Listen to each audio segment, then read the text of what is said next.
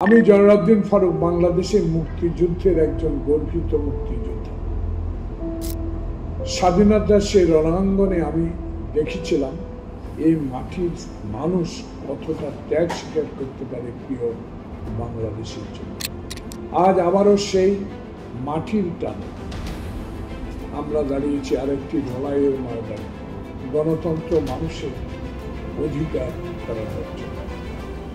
গত 17 বছর আমরা দেখেছি কিভাবে বাংলাদেশ পরিণত হয়েছে একটি পুলিশি রাষ্ট্র।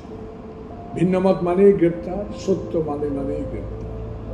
আপনারা সবাই দেখেছেন হাজারো কর্মী, সাধারণ মানুষ, সাথে আমি নিজেও কি নির্মমভাবে এই দমন পীড়নের শিকার হয়েছি। তবু আমরা চুপ থাকিনি, কথা বলেছি বাংলাদেশের মানুষের অধিকারের পক্ষে, মুক্তির পক্ষে, বাংলাদেশের গণতন্ত্রের পক্ষে। আর এই লড়াইয়ের পথ দেখিয়েছেন বাংলাদেশ জাতীয়তাবাদী দলের চেয়ারপারসন বেগম খালেদা জিয়া।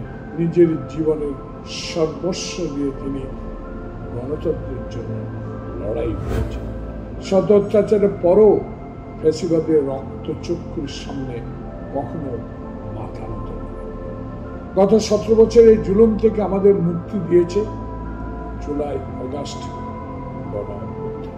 যে অভ্যুত্থানে এই দেশের মানুষ ভয় ভুলে রাস্তায় নেমে এসেছিল অন্যায়ের বিরুদ্ধে। শহীদ হয়েছেন আমাদের ভাই, আহত হয়েছেন হাজারো মানুষ।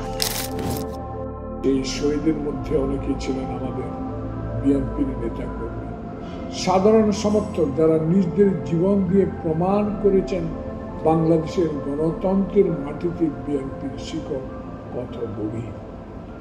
এর আগে আপনারা আমাকে 5 বার ভালোবেসে জনগণের প্রতিনিধি হিসেবে নির্বাচিত করেছেন।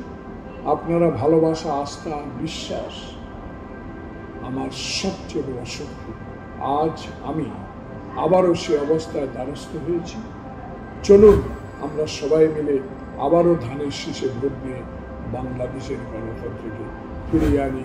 মুক্তিযুদ্ধ, জুলাই গণ অভ্যুত্থানের আদর্শকে ধারণ করে এই দেশকে ভবিষ্যতে নিরাপদ, সম্পূর্ণ গণতান্ত্রিক রাষ্ট্র হিসাবে গড়ে তুলি।